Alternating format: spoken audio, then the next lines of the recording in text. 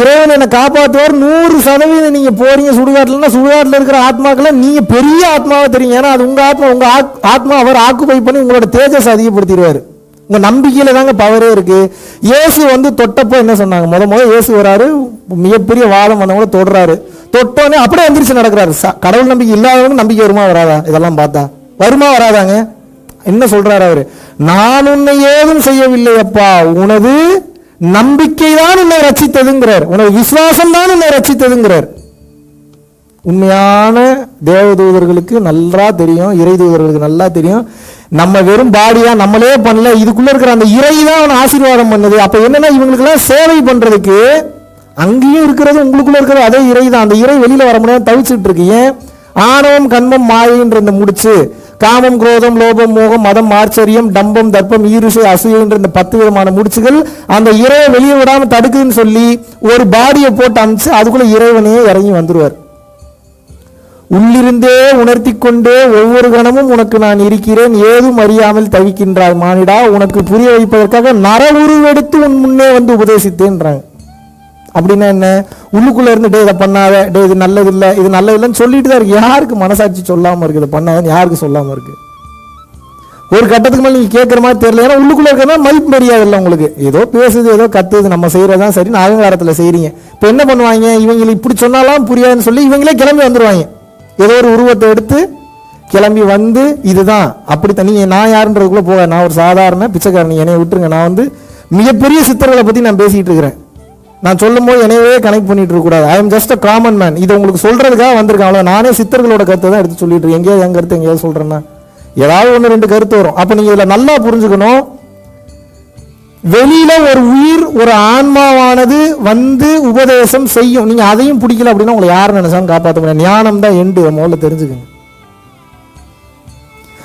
நான் இப்ப என்ன இந்த உண்மையெல்லாம் தெரிஞ்சு நாளைக்கே காட்டுக்குள்ள ஓடுங்கன்னு சொல்றேன் நாங்க அப்படியே சொல்றேன்னா சரி. இந்த உண்மையெல்லாம் தெரிஞ்சதுக்கு அப்புறம் யாரும் இந்த வேலையில நீங்க பண்ணவே கூடாது, ரெஸ்ட்ரிக்ஷன் போடுறேன். நான்வெஜ்ஜை மட்டும் அவாய்ட் பண்ணிட்டீங்கன்னா உயர்ந்த நிலைக்கு போயிருவீங்க. அதை மட்டும் புரிஞ்சுக்குங்க. ஏன்னா ஒரு உயிரை எப்படி கொண்டாலும் கொள்றதுதான். நீ இதுக்கு ஏதாவது எனக்கு விளக்கெல்லாம் கேட்டீங்கன்னா அப்புறம் 1/2 மணி நேரம் நான் விளக்கம் கொடுப்பேன். ஆல்ரெடி ஏகப்பட்ட வீடியோஸ்ல போட்டு நீங்க பொறுமையா போய் பாத்துங்க. நான் என்ன சொல்றேன் அப்படின்னா வேற எந்த ரெஸ்ட்ரிக்ஷனுமே உங்களுக்கு கிடையாது. அன்பா இருங்க, கருணையா இருங்கன்ற தவிர தாண்டி நான் என்ன சொல்றேன் உங்ககிட்ட, அதுவே நம்மளால பிராக்டிஸ் பண்ண முடியல அப்படின்னா பிரதமரோட பதவி வேணும்னு கேட்குறீங்க. சரி நான் கொடுக்குறேன். பிரதமரோட வேலை என்னன்னு தெரியுமா உங்களுக்கு? எல்லாருக்கும் ஆசைதான்ப்பா, பிரதமர் பதவி வேணும், நான் இதை பண்ணணும் அதை பண்ணணும். ஈஸியா நம்மளோட இயலாமையில தான் இன்னொருத்தனை திட்டுறீங்க. அறிவுல ஞானத்துல இருக்கிறவன் அவங்ககிட்ட இருக்கக்கூடிய பிளஸ் பாயிண்ட் என்னதான் பார்ப்பானே தவிர, அவன் எதனால அப்படி வந்தான்னு பார்ப்பானே தவிர, உண்மையான அறிவு இருக்கிறவன் அப்படிதான். இந்த வயிற்றறிச்சல் இருக்கிறவன் இவனுக்கெல்லாம் என்ன தெரியும்? இது யாரு பேசுவாங்க அப்படின்னா புரியாதவன் தான் பேசுவான். ஜெயித்தவனுக்கும் தோற்றவனுக்கும் கூட வரலாறு உண்டு. எப்படியா? ஜெயித்தவனுக்கும் தோற்றவனுக்கு கூட வரலாறு உண்டான். ஆனால் விமர்சனம் செய்தவனுக்கும் வேடிக்கை பார்த்தவனுக்கும் ஒரு வரி கூட கிடையாதுன்றாங்க. எவ்வளவு நம்ம என்ன வேடிக்கை பார்க்கறவனாவே இருக்க போறோமா? நம்ம விமர்சனம் பண்றவனாவே இருக்க போறோமா? நம்ம எத்தனை பேர் நீங்க ரெடி ஆகுறீங்கன்னா எனக்கே தெரியாது. எத்தனை பேர் வந்திருக்கீங்கன்றது தெரியும். ஆனா எனக்கு ஒண்ணு மட்டும் தெரியும், இந்த உண்மையை பிடிச்சிட்டீங்கன்னா உங்க வளர்ச்சியை யார் நினைச்சாலும் தடுக்க முடியாது. ஏன்னா இந்த அண்ட சராசரம் எங்கும் நிறைந்திருக்கக்கூடிய அந்த பரம்பொருளாகிய இறைவன் என்ன பண்ணுவார்னா சத்தியத்தின் பாதையில டிராவல் பண்ணும்போது சோதனை தான் முதல்ல வைப்பார். சோதனையை கடந்து தான் வந்தான். என்ன நீங்க இவ்வளவு நாள் கெட்டது போட்டு பட்டு நான் மாறிக்க போறேன் அப்படின்னா இது என்ன ட்ரூ ஆர் ஃபால்ஸ் விளையாட்டா இல்லை ட்ரூத் ஆர் டேர் விளையாட்டா? ஈஸியா டக்கு டக்குன்னு சூஸ் பண்றது. நிறைய சோதனைகள் கொடுப்பாங்க. அதுலயும் கடந்து நின்று ஜெயிச்சிங்கன்னா மட்டும்தான் இவன் பிடி இந்த பக்கம் இழுத்து போடு, இவனை சேஃப்டி பண்ணு, இவனுக்கு முதல்ல ஒரு 5 பேரை சேஃப்டிக்கு போடுன்னு போட்டு விடுவாங்க. உங்களுக்கே தெரியாம 5 பேர் உங்களை சேஃப்டி பண்ணிட்டு இருப்பாங்க. தெரியுமா உங்களுக்கு? ஆனா இறைவன் அந்த அளவுக்கு போறதுக்கு நீங்க ஒத்துழைக்கணும். நீங்க முதல்ல ஏத்துக்கணும். சித்தர்கள் என்ன தெரியுமா சொல்றாங்க? குரு சாட்சாத் பரபிரம்மா. குரு சாட்சாத் பரபிரம்மன் தான். ஏன்னா அவரு தன்னை உணர்ந்து இறைவனோட போய் கலந்தவர். அவர் தான் குரு சாட்சாத் பரபிரம்மா. அப்ப நீங்க குருவை கும்பிட்டாலும் ஒண்ணுதான், பரபிரம்மத்தை கும்பிட்டாலும் நான் வாழ்ந்துட்டு இருக்க குருவை கும்பிடக்கூடாது. முதல்ல அதை புரிஞ்சு. ஏன்னா அவர் இன்னும் கேம்ல தான் இருக்கிறாரு. நீ எந்த குருவை கும்பிடணும்? பரிபூரணம் அடைந்த குருமார்களை தான் கும்பிடணும். ஏன்னா அவங்க தான் அந்த தன்மையில இருப்பாங்க, உயர்ந்த தன்மையில இருப்பாங்க அவங்க. இப்போ ஒரு சில குருமார்களுக்கு இவங்களுக்கே பல ரூட்டு தெரியாது, எதுல இருந்து எப்படி வெளியில வராது, நடந்தா தான் தெரியும். புரியுதா உங்களுக்கு? நான் ஏன் எனக்கு குருன்னு கூப்பிட வேணாம்னு சொல்ல, நானே இன்னும் கேம்ல தாங்க இருக்கேன். அதுக்காக நான் பாதி தூரம் போன வேற லெவல்ல இருக்கு, டேஸ்டா இருக்கு, இந்த ரூட்டு நல்ல லெவல்ல தான் போய் முடியுது. அதெல்லாம் அதுக்காக நான் சொல்லாம இருக்க முடியுமா ஒரு 4 பேருக்கு? ஒரு ரூட்ல போறேன், நல்லா இருக்கு, நீங்க எல்லாம் கஷ்டப்படுறீங்க, அந்த ரூட்ல போகாதீங்கப்பா, கல் மண் மேடு நிறைய இருக்கு, இந்த ரூட்ல வாங்க ஜாலியா இருக்கு, கார்ல போயிடலாம்னு கூப்பிடுறதுக்கு இதுக்கு எதுக்கு நான் வந்து உச்சகட்டத்துக்கு போயிருக்குன்ற அவசியமே இல்லையே. ஏன்னா டெஸ்டினேஷன் ஏகப்பட்ட பேர் போயிருக்காங்க, எனக்கு இன்ஃபர்மேஷன் வந்துருச்சு, டெஸ்டினேஷன் கிளியரா இருக்கு, வழியில எந்த வித பிரச்சனையும் இல்லை. அப்ப இந்த ரூட்டை சொல்றதுக்கு நான் போய் அடையணுன்ற அவசியம் இல்லையே. ஏன்னா யாருக்கு இங்க டைம் இருக்கு, யாருக்கா நேரம் இருக்கா? இங்க நல்லா புரிஞ்சுக்கணும், இந்த வாழ்க்கையை நாம் வாழ்வது ஒரே காரணத்திற்காக தான், இறைவனை அடைய வேண்டும், அவ்வளவுதான். அப்படி உங்களுக்கு இல்லை என் பொண்டாட்டி தான் உண்மை, புள்ள தான் உண்மைனா நான் ஒரு கேள்வி கேட்பேன், நீங்க பதில் சொல்லணும். கணவன் இறந்தவுடன் உடன்கட்டை ஏறிவிட வேண்டும், நீங்களும் போய் சிதையில் விழுந்து செத்துறணும். எத்தனை பேர் தயார் இதுக்கு? இன்னைக்கு உண்மைதானே, சத்தியம் தானே, அன்பா இருக்கீங்க தானே, போக வேண்டியதானே? இல்லை உங்க பொண்டாட்டி போனோன்னு புருஷன் நீங்களும் போயிடணும். உடன்கட்டை ஏறுதல் இதுக்கு பேரு தெரியுமா? யாராவது கேள்விப்பட்டிருக்கீங்களா? முக்காலங்கள்ல இருந்தது, முந்தைய காலங்கள்ல. இப்ப இல்ல சொல்றேன், இல்ல என்னைய பொறுத்த வரைக்கும் அது தவறுதான், அதை விட்டுருங்க. நீங்க நான் அது நல்லதா கெட்டதான்றதுக்குள்ளே போல, நீங்க உங்களுடைய புரியாம இருக்கீங்களா, அந்த அறியாமையை புரிய வைக்கிறதுக்காக சொல்றேன். உங்களுக்கு தேவை என்னன்னா உணர்வை நல்லா வச்சிருக்குன்னா அதுக்கு ஒரு பார்ட்னர் ஒருத்தவங்க தேவைப்படுறாங்க, அதானே சுயநலமான வாழ்க்கை தானே. இல்ல அப்படி நீங்க ரொம்ப நல்லவங்க அப்படின்னா ஒரு 20 வருஷம் உங்க புருஷனை சம்பாதிக்க கூடாதுன்னு சொல்லி நான் அக்ரிமெண்ட் இங்க போட்டுருவேன். 20 வருஷம் வீட்டில் சும்மாவே தான் இருப்பார், உங்க செல்லம் தானே, உங்க டார்லிங்க கொஞ்சிக்கிட்டே இருங்க. நீங்க பாட்டுக்கு நீங்க எப்படி எத்தனை வருஷம் கொஞ்சறீங்கன்னு பாக்குறேன் நான். உங்களை மாதிரி ஒருத்தங்க நல்லதா பார்த்ததே இல்லைங்க. என்ன உங்க மைண்ட் அவ்வளோ கண்ட்ரோல்ல இருக்கா? உங்க புருஷன் என்ன பண்ணாலும் சேட்டை காலாட்டிக்கிட்டே வீட்டில் படுத்திருந்தா நிம்மதியா இருந்துருவீங்க. நீங்க 3 நாள் பார்ப்பீங்க, 4 நாள் பார்ப்பீங்க, 5 நாள் பார்ப்பீங்க, 6ஆவது நாள் அவனை பார்த்தாவே எரியும். ஏன் நம்மளே வேலை செஞ்சுட்டு இருக்கமே, சும்மாவே இருக்கானே, தோணுதா தோணலையா? அப்ப நம்ம எதற்காக வாழ்றோம்? சுயநலமான ஒரு வாழ்க்கை. இதை ஏத்துக்க மாட்டீங்களேப்பா, பிரச்சனையே அங்கதானே வருது. அப்ப என் தேவைக்காக உன்னை தேடி வரேன், உன் தேவைக்காக நீ என்னை தேடி வர, 2 பேரும் ஒருத்தரோட ஒருத்தர் தேவைக்காக தான் வரோம். இதை புரிஞ்சுக்கிட்டாங்க 2 பேருனா பிரச்சனையே கிடையாது. பெரிய லெவல்ல இடுக்கு பிடிக்க மாட்டாங்க, குடுமி கையில இருக்காது. ஆனா இது எப்படி ஆகி போயிருதுன்னா, நீ என் பொருள் என் ப்ராப்பர்ட்டின்னு ஆகும்போது ரோட்ல போற ஒருத்தன் நிப்பாட்டி கேள்வி கேட்க முடியாது, வாடா நான் சொல்றதுக்கு பதில் சொல்றான்னு சொல்ல முடியுமா? இதே புருஷனா பொண்டாட்டியே தப்பு பண்ணிட்டா, நில்லுங்க பதில் சொல்லுவேன் சொல்லலாமா இல்லையா? ஏன்? உங்க குடுமி கையில இருக்கு. இதுக்கு எப்படி ப்ரூவ் பண்ணலாம்? உங்க புருஷன் அடுத்து கேட்கலன்னா உங்க அப்பா அம்மா கூப்பிட்டு பஞ்சாயத்து பண்ணுவீங்க, ஆமாவா இல்லையா? ஏன்னா உங்க குடும்பத்துக்கு அவர் பதில் சொல்லி தான் ஆகணும். அது லாக்கு தான், அதுக்கு பேரே கால் கட்டு தான். பேரே எவ்வளவு தெளிவா வச்சிருக்காங்க பாருங்க, பேர் என்ன? கால் கட்டு. நம்ம ஆளுக்கு தான் அதை புரிஞ்சுக்கிறது இல்லை, ஸ்டைலிஷான வேர்டுன்னு சொல்லி போய் விழுந்துடுறது. கல்யாணம் பண்ணிக்க வேணாம்னு சொல்லல, அது உங்க விருப்பம், நீங்க முடிவு பண்ணிக்கோங்க. மகாவிஷ்ணு ஏதாவது முடிவுக்கு வந்தாருன்னு வந்துட போறீங்க. நீங்க இருக்கிற உண்மையை சொல்லிடுவோம், முடிவு யாரோடது? நீங்களே எடுத்துக்கோங்க. அப்ப என்னன்னா நன்றாக புரிந்து கொள்ள வேண்டும், தயவு செஞ்சு புரிஞ்சுக்கோங்க. இந்த குடும்பத்துல ஒவ்வொரு விஷயம் இந்த கால் கட்டுன்னு போகும்போது நீங்க எல்லாமே உங்களுடைய தேவைகளுக்காகத்தான் நீங்கள் ஓடிக்கொண்டு இருக்கிறீர்கள். எல்லாமே உங்களோட தேவைதான். உங்களுக்கு சுகமா இருந்தா புருஷன் நல்லவர், உங்களுக்கு சுகமா இல்லைன்னா புருஷன் கெட்டவர். அது எந்த சுகமாக இருந்தாலும் சரி. உங்களுக்கு பிடிச்ச மாதிரி பேசினா பொண்டாட்டி நல்லவங்க, பிடிச்ச மாதிரி பேசலன்னா பொண்டாட்டி கெட்டவங்க. உங்களுக்கு பிடிச்ச மாதிரியே தான் புள்ள இருக்கணும், பிடிச்ச மாதிரியே தான் இப்படி இருக்கணும் அப்படின்னா நீங்க பிடிச்ச மாதிரி எத்தனை பேர்கிட்ட அப்படி நடந்துக்கிட்டீங்க? உலகமே உங்களுக்கு பிடிச்ச மாதிரி செயல்படுமா? நீங்க ஆனா அப்படி செயல்பட மாட்டீங்களா? என்ன ரூல் இது?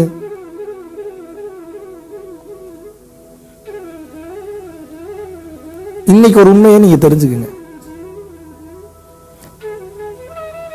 நாம் இந்த உண்மையை தெரிஞ்சாலும் இதே பூமியில தான் வாழ போறோம், ஆமாவா இல்லையா? இல்லை நாளைக்கே சவாகரத்துக்கு கிளம்பி யாராவது போக போறோமா? இந்த உண்மையை தெரிந்து விட்டேன், நான் ஞானத்தை புரிந்து விட்டேன், கடவுள் என்னை ஆசீர்வாதம் பண்ணாரா பண்ணலையான்னு கூட நம்ம தெரிஞ்சுக்கணுன்ற அவசியம் கிடையாது. புரிதல் இருந்துட்டா போதும். நம்ம தான் பெரிய ஆள். யாரு? நாம் தான் பெரிய ஆள். எப்போ புரிதல் வந்து விட்டது என்றால், எந்த புரிதல் வந்துருச்சுன்னா, இது ஒரு கேம், இந்த கேம்ல நம்ம ஒரு பிளேயர். காயமே இது பொய்யடா, நான் சொல்றதுக்கு முன்னாடியே சொல்லிட்டாங்க இல்ல, நான் கேம்னா சரி ஓகே ஏதோ லூஸ் மாதிரி உளரலான்றாங்க. நான் கொஞ்சம் டிஃப்ரெண்டா மாத்தி சொல்றேன். அவங்க என்ன சொன்னாங்க? காயமே இது பொய்யடா. காயம்னா என்ன? புண்ணா, உடம்பு. காயமே இது பொய்யடா, வெறும் காற்றடைத்த பையட, வெறும் காத்து வச்சிருக்கக்கூடிய இந்த பைய பார்த்துட்டு நீ பெருசு நான் பெருசு, நீ தான் இவன் நான் தான் அவன். இறைவன் நினைச்சா ஒரு செகண்ட்ல மூச்சு நிறுத்த முடியுமா? முடியாதா? அப்புறம் என்ன பெரிய நான் தான் பெரியவன் நீ தான் பெரியவன்? இந்த உலகத்தில் எதுவுமே நம்மளுக்கு கிடையாதுன்னு முதல்ல புரிஞ்சுக்கணும். எல்லாமே அங்கிருந்து தான் வந்திருக்குது. சரி, அப்ப நம்ம ஏன் பிறந்தோம்? இப்போதைக்கு அவ்வளவு டீட்டெயில்டாலாம் கேள்வி கேட்க வேணாம். ஏன்? நமக்கு இன்னும் அதுக்கு தகுதி வரல. உங்களுக்கு எப்ப தகுதி வருதோ அப்போ இறைவன் கொஞ்சம் கொஞ்சமாக உங்களுக்கு உணர்த்துவார். எடுத்தோடனே காஞ்சி விஸ்வநாத சாமி காட்சி கொடுக்க மாட்டாரு, உட்காந்து கதறிட்டு இருந்தா அவர் என்ன லெவல்ல இருக்கிறாரு, எத்தனை வருஷத்தாகும், எந்த கோல்ல எங்க சுத்திட்டு இருக்கிறாருன்னு யாருக்கு தெரியும், எந்தெந்த உயிர்களுக்கு சேவை பண்ணிட்டு இருக்காருன்னு தெரியும். காஞ்சி விஸ்வநாத சாமி அருள் புரியல நம்ம எப்படி உருவமா வந்து காட்சி கொடுத்து நான் உன்னை ஆசீர்வதித்து விட்டேன் மகனே இப்படி சொன்னா தான் நம்புவீங்களா நீங்க? அணுக்களோட அணுக்களா இருக்கிறாரு, உள்ளுக்குள்ள இருந்து இயக்கலாம், வெளியில இருந்து இயக்கலாம். பல பேரோட கனவுல போறேன், நான் போறேன்னா அவர் நான் சத்தியமா போறது நீங்க என்ன நினைச்சுக்க, அவரா போய் ஏதாவது பண்ணிட்டு இருப்பாரு அவரு. ஏன் உங்களுக்கு எந்த விஷயம் பிடிக்குமோ எந்த உருவம் பிடிக்குமோ அந்த வகையில வந்து உங்களுக்கு ரெமெடி பண்ணிடுவாங்க அவங்க. இப்ப சொல்லுங்க, நான் செய்வோனா? இன்ஃபேக்ட் காஞ்சி விஸ்வநாத சாமி செய்யறவர் கிடையாது, அவரு ஒரு உடலாக தான் இருந்தார். அவருக்குள்ள இருந்த அந்த ஆன்மா செய்தது. எத்தனை இதுக்கு புரியுது நான் சொல்றது? அப்ப அந்த ஆன்மான்றது எது? அது இறைவனோட இது, லைட் பார்ட்டிகல்ஸ். அப்ப என்ன பண்ணுது? ஒரு பூமியில ஒரு சில பேர் வாழும்போது அவர்களுக்கு ஒரு சில விஷயங்கள் தேவைப்படும் போது அதை திருப்திப்படுத்துவதற்காக, சந்தோஷப்படுத்துவதற்காக நீங்க எந்த உருவத்தை விரும்புறீங்களோ, எந்த மாதிரியான பொருளை விரும்புறீங்களோ அதுல வந்து உங்களை ஹீல் பண்ணுது. புரியுதா அப்ப நான் சொல்றது? பல பேர் நான் நினைச்சா வந்துடுறீங்க தம்பி, பிளஸ் பண்ணிடுறீங்க தம்பி, எனக்கு சிரிப்பா வரும், இத்தனை தையும் சொன்னாலும் திருந்த மாட்டாங்க, படி எப்படா சொல்லி புரிய வைக்க. ஏங்க நான் இல்லைங்க, அது உங்க மைண்டு தாங்க, நீங்க தான் எனக்கு 100% தெரியும் அப்படின்றாங்க. இப்போதான் நினைச்சவங்கலாம் நான் கிடையாது, ஒரு சின்ன குழந்தை வந்தாலும் ஏமாத்திட்டு போயிடலாம், ஈஸியா ஏமாத்திடலாம். எதை சொன்னாலும் நம்புறீங்க, நான் தெளிவா புரிய வைக்கிறாரு, நான் கிடையாது. உங்களோட மைண்ட்ல இருக்கக்கூடிய விஷயங்களுக்கு தகுந்தார் போல உங்க ஆன்மா செயல்படுங்க, நம்புங்க நம்புங்க நம்புங்கனாலும் இன்னைக்கு யாரும் நம்புறது கிடையாது. நீங்க எல்லாம் உண்மையா புண்ணியப்பட்ட ஆத்மாக்கள், இன்னைக்கு எழுதி வச்சுக்கோங்க, எழுதி தரேன் நான். ஏன் அப்படின்னா இந்த உண்மை இதே திருப்பூருக்குள்ள இந்த பக்கத்துல எத்தனை வீடு இருக்கு, அந்த பக்கம் எத்தனை வீடு இருக்கு, இந்த உண்மையை தெரியாமே செத்துருவாங்க கடைசி வரைக்குமே. சண்டை போட்டு துக்கத்துல துவண்டு போய் கஷ்டப்பட்டு வேதனைப்பட்டு துன்பப்பட்டு துயரப்பட்டு எல்லாம் பட்டு கடைசியில் அடடா என்னடா வாழ்க்கைன்னு சொல்லி உயிர் போயிடும். உடம்பு போயிருச்சுன்னா உயிர் போயிடும். அப்ப உயிர் போயிருச்சுன்னா எங்க போய் நீங்க ஆன்ம லாபத்தை அடையிறது? உடம்புல உயிர் இருக்கும் போதே நம்ம ஒரு சில பயிற்சிகளையோ புரியல்களையோ இறை விசுவாசமோ குரு பக்தியோ இருந்தாதான் உச்சகட்ட நிலையான பிறவி இல்லா பெருவாழ்வு அல்லது மோட்சம் அல்லது முக்தி அப்படின்ற நிலைமைக்கு போக முடியும். உயிர் இருக்கும்போது பூரா புருக் ஃபீல்ஸ் மாலில் சுற்றிக்கிட்டு அங்கே இருக்கக்கூடிய மற்ற மால்ஸில் சுற்றிக்கிட்டு கார் ஓட்டிக்கிட்டு சாப்பிட்டுட்டு போண்டா சாப்பிட்டுட்டு பாரதி கண்ணம்மா சீரியல் பார்த்துட்டு பிக் பாஸ் பார்த்துக்கிட்டே இருந்தீங்கன்னா எதற்காக உனக்கு நான் அந்த பேட்டரியை கொடுத்து அமிச்சுன்னு எதுக்கு பயன்படுத்திட்டு இருந்தேன்னு கேட்பாங்களா மாட்டாங்களா? நான் என்னங்க பண்றேன், இறைவன் தான் உணர்த்தணும்ன்றீங்க. சரி ஓகே, இறைவனோட ரூல் படி என்ன? சத்தியத்தின் பாதையில வாழணும்ன்றது முன்னோர்கள் சொல்லி கொடுத்துட்டு வராங்களா இல்லையா? அப்பா அம்மா சொல்லி கொடுக்குறாங்களா இல்லையா? நம்ம வாழ்ந்தோமா? ஒரு ஆத்திர அவசர தேவைக்காக நீங்க டக்குன்னு ஒருத்தரை ஏமாத்துறீங்க இல்ல காயப்படுத்துறீங்கன்னா அப்போதைக்கு டெம்பரரி ரிலீஃபா இருக்கும், ஆனா பெர்மனன்ட் ரிலீஃப் கிடையாது. இங்க ஒரு டோர் ஓப்பன் ஆச்சுன்னா அங்க ஒரு 100 டோர் லாக் பண்ணி விட்டுருவானுங்க, தெரியுமா உங்களுக்கு? கஷ்டப்பட்டு வெயிட் பண்ணி இந்த டோரை மிக சரியான சாவி தான் போட்டு திறக்கணும் அப்படின்னு நீங்க சொல்லி திறந்து சாவியா உடஞ்சு போனாலும் பரவாயில்ல, இவனுடைய சத்தியத்துக்காக இந்த ஒரு டோர் லாக் ஆன பின்னாடி இருக்க 100 டோரையும் திறந்து விட்டுருவாங்க. எத்தனை பேருக்கு புரியும் இந்த மேட்டர்? அப்ப என்னன்னா சாவி போட்டு திறக்கணும்ன்றது அறிவு கேமு. சாவியே இல்லைனாலும் உனக்கு நான் திறப்பேன்டா. கருணை தான் உண்மையான அருள் நெறி, சித்தர் நெறி, இறைவன் நெறி. எத்தனை பேருக்கு புரியும் இந்த மேட்டர்? ஸோ நல்லா புரிஞ்சுக்கோங்க. கேமா பார்த்தீங்க அப்படின்னா பவர் போது அது போது இது போதுன்னு நினைப்பீங்க. கருணையாக பார்க்கும் போது இந்த கான்செப்ட் எல்லாமே தவிடு முடியாது. ஏன்னா கருணை என்பது அறிவிலேயே அடங்காதுங்க. அறிவில் அடங்கிட்டானா எப்படிங்க கடவுளா இருமா? மைண்ட்ன்றது அறிவு, மூளைக்கு ஒரு ஆர்கன். மூளைன்றது மேல இருந்து வரக்கூடிய இன்ஃபர்மேஷன் அவ்வளவு இருக்கு, அதை மொத்தத்தையும் தாங்கன்னா செத்துருவான்னு சொல்லி குட்டியா அவனை கொடுத்து அனுப்புவோம். மூளையை முதல்ல படைக்கிறான், கொஞ்சோண்டு கொடுப்பான், எவ்வளவு எப்படி இருக்கான்னு பார்க்கலான்னு சொல்லி எவ்வளவு அழகா அந்த மூளையை படைச்சிருக்கான் பாருங்க. கொஞ்சோண்டு டேட்டா வந்து அது ஜஸ்ட் ரிசீவ் பண்ணக்கூடிய கெப்பாசிட்டி இருக்கு, அவ்வளவுதான் அந்த மூளைக்கு. மூளை தானாவா இயங்குது உங்களுக்கு? மூளை இயக்குது. ஒரு நீக்கமரம் நிறைந்திருக்கும் ஒரு பேராற்றல், ஒரு சுப்ரீம் பவர்ன்றது இயக்குது. அப்ப அந்த மூளை இயங்குனாதான் இந்த பாடி இயங்கும். புரியுதா புரியலையா நான் சொல்றது? மூளை இயங்குனாதான் இந்த பாடி இயங்கும். அப்ப அந்த மூளை வழியாக அந்த மொத்த எனர்ஜிலாம் கிரகிச்ச சுக்கு சுக்கா போயிடும் உடம்பு. எத்தனைய தாங்கும் இந்த உடம்பு? உடல் மாறுதல். ஒரு உடல்ல இருந்து இன்னொரு உடலுக்கு மாறி. நம்ம சித்தர்கள்லாம் சட்டைன்னு தான் சொல்லுவாங்க, உடல்னு சொல்ல மாட்டாங்க. மாயாண்டி சித்தர்லாம் போகும்போது என்னப்பா இந்த சட்டையோட வந்த வேலை முடிச்சு அடுத்த சட்டைக்கு போயிட்டு படார்னு விட்டுட்டு போயிட்டாரு அவர். பாடியை பிரிச்சிருவாங்க அவங்களுக்கு. அந்த நீங்க இந்த பரம்பொருள் யோகம்லாம் பண்ண அவுட் ஆஃப் பாடியெல்லாம் ஈஸியா போகலாம், உங்களுக்கு அசால்ட்டா வரும். விந்து சக்தி ஸ்லோனிவ சக்தி அதிகமாக வேஸ்ட் பண்ணா தேவைங்கிறப்ப வேஸ்ட் பண்றது மேட்டர் கிடையாது. ஃபுல்லாக வேஸ்ட் பண்ணாமல் இருந்தீங்கன்னா உடலை விட்டு உயிரை வெளியே பிரிக்க முடியும். சத்தியமான உண்மை, நான் கும்புற காஞ்சி விஸ்வநாத சுவாமிகள் மேலே சத்தியம் பண்ணி சொல்கிறேன். உங்களுக்கு பொய் சொல்லி எனக்கு ஒரு உபயோகமும் கிடையாது. முதல்ல புரிஞ்சுக்கங்க. இதை பற்றி யாருமே பேசாதனால தான் உங்களுக்கு தெரிய மாட்டேங்க. யாருமே பேசலைன்னா யார் தான் பேசுறது? அப்புறம் நம் நோக்கம் இதுக்கப்புறம் ஒன்றே ஒன்று தாங்க, அட்டமா சித்தி அடையணும், அதை அடையணும், இதை போய் ரீச் பண்ணணும், அதை போய் ரீச் பண்ணுன்றதெல்லாம் வச்சுக்காதீங்க. அதெல்லாம் வந்தாலும் பிரச்சனை இல்லை, வரலனாலும் பிரச்சனை இல்லைன்ற தன்மைக்கு வந்துருங்க. ஏன்னா அந்த தன்மையில் இருந்தீங்கன்னா தான் சீக்கிரம் உங்களுக்கு எல்லாமே சித்தியாகும். நம்ம வேலை இதுக்கப்புறம் இன்னும் சிறப்பாக குடும்ப வேலை பார்க்கறது. எப்படிங்க ஏதாவது சொல்லுங்க. நம்மளோட வேலை எப்படி? இன்னும் சிறப்பா குடும்ப வேலைகளை பார்க்க வேண்டும். என்ன வரமாட்டேங்குது? பேச்சே வரலையே. அப்ப எப்படி குடும்ப வேலை பார்க்காம எப்படி இருக்கிறது? பிடிக்கல தம்பி, அதானே, வேற ஆப்ஷனே இல்லை, நடிக்கணும். ஏன்னா நமக்கு வேற எங்க போறது? ஆசிரமத்துல இடம் இல்லை 50 பேத்துக்கு, 60 பேர்கிட்ட இன்னைக்கு வந்திருக்கீங்க. இப்ப நான் என்ன சொல்றேன்னா, நல்லா புரிஞ்சுக்குங்க. இந்த வாழ்க்கையை வாழ்ந்துதான் உங்களுக்கே எப்படி இருக்குன்னா எனக்கெல்லாம் எப்படி இருக்கும்? டு த கோர் மைண்ட் வேலை செய்யுது. மேட்ரிக்ஸ்ல கோடு கியூப் ஃபார்ம் ஆகிட்டே இருக்கு. எதை பார்த்தாலும் வேற வேற மாதிரி தெரியுது. ஐயோ என்னென்னமோ தெரியுது, ஒரு உணர்வு வேற மாதிரி ஃபீலே. டே என்னை முடிச்சு விட்டுருங்கன்னா கூப்பிட மாட்டாங்க. உங்களுக்கு இப்படி இருக்குன்னா எனக்கு எப்படி இருக்கும்? பட்டினத்தாருக்கு எப்படி இருந்திருக்கும்? நான் உபதேசம் கொடுத்து பத்திரகிரியா ரீச் ஆயிட்டான் மேல, நான் என்னடா கரும்பு பேய் கரும்பு எடுத்து நான் சுத்திட்டு இருக்கேன்னு ஃபீல் பண்ணாரா இல்லையா? இப்ப நான் உங்ககிட்ட என்ன கேட்கறேன்னா, பெரிய பெரிய ஆட்களுக்கே இதுதான் நிலைமை.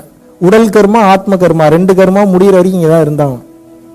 நடிச்சு தான் ஆகணும், வேற வழி இல்லை, வேற ஆப்ஷனே இல்லை. அந்த ஞானம் வந்துருச்சுன்னு உங்க புருஷன்கிட்ட திமிரு பேசினாலும் மாட்டிப்பீங்க, பேசாம இருந்தாலும் மாட்டிப்பீங்க. ஓவரா பேசினாலும் பிரச்சனை, ஓவரா பேசலனாலும் பிரச்சனை. என் கூட ரொம்ப க்ளோஸா இருக்கிற வாலண்டியர்ஸ்க்கு தெரியும்.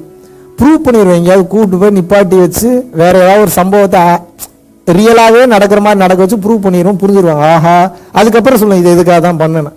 எப்பா அதுக்கு இப்படித்தான் ப்ரூவ் பண்ணுவியாப்பா, நீ நல்லாவே புரியும். ஏன்னா அந்த சம்பவத்தில் ஈடுபடுத்தினா தான் நம்புறான். பேசிக்கிட்டே இருந்தா எப்படி அவனுக்கு நம்பிக்கை வரும்? வரமாட்டேங்குது ஒரு சில பேத்துக்கு. சம்பவத்தில் ஈடுபடும் போது ஆஹா இதுதான் உண்மை அப்படின்ற நம்பிக்கை அதுக்கப்புறம் தான் வருது. அப்ப நீங்க என்ன தெரிஞ்சுக்கணும்னா, வேற வழி இல்லை. நாளைக்கே இந்த உண்மை உங்களுக்கு தெரிந்தாலும் நாம் வேறு இடத்துக்கு போக முடியாது. அதே புருஷன் தான், அதே பொண்டாட்டி தான், அதே பிள்ளைங்க தான், அதே குழந்தைங்க தான், அதே வீடு தான், அதே வாசல் தான், அதே ஸ்கூல் தான், அதே காலேஜ் தான். நீ விருப்பப்பட்ட வேற வேற இடத்துக்கு போகலாம், பட் பூமிக்குள்ள தான் இருப்பீங்க. பூமிக்குள்ள இருக்கும்போது புவியீர்ப்பு விசை தானே செயல்படும், கிராவிட்டல் ஃபோர்ஸ் தானே செயல்படும். சரி, அப்ப இந்த பூமிக்குள்ள வாழும்போது எப்படி வாழணும்? பூமியின் சட்டதிட்டங்களுக்கு உட்பட்டு வாழ வேண்டும். முதல்ல புரிஞ்சுக்கணும். சாக்ரட்டிஸ் என்ன பண்ணாங்க? என்னங்க பண்ணாங்க? ஏத்தன்ஸ் கவிஞருங்க, அறிஞருங்க. அவரு என்னங்க பண்ணாங்க? அவரை கொடுத்து தான் கொண்டாங்க. விஷத்தை குடிச்சிருப்பா, நீயாவே குடிச்சிரு, கொடுத்து கொன்றார்கள். புரியுதா நான் சொல்றது? சரி, ஓகே. அடுத்து நான் என்ன கேட்கிறேன், ஓசோவை என்ன பண்ணாங்க? ப்ரூஸ்லி என்ன பண்ணாங்க? நேதாஜி சுபாஷ் சந்திர போஸ் என்ன பண்ணாங்க? ஏகப்பட்ட பேர் தெரிஞ்சவங்க இருக்காங்க இந்த உலகத்தில். முதல்ல அதை புரிஞ்சுக்கோங்க. ஏகப்பட்ட பேர் இருக்காங்க தெரிஞ்சவர்கள். நம்ம தான் நம்ம ஏதோ எங்கேயோ ஏதோ நடந்துட்டு இருக்குன்னு நினைக்கணும். தெளிந்தவர்கள் இருக்கிற இடமே தெரியாமலாம் இருந்து வாழ்ந்துட்டு போயிருக்காங்க. தெரியுமா உங்களுக்கு? இருக்கிற இடம் தெரியாம இருந்து வாழ்ந்துட்டு போனோம் பல லட்சம் பேர் இருக்காங்க.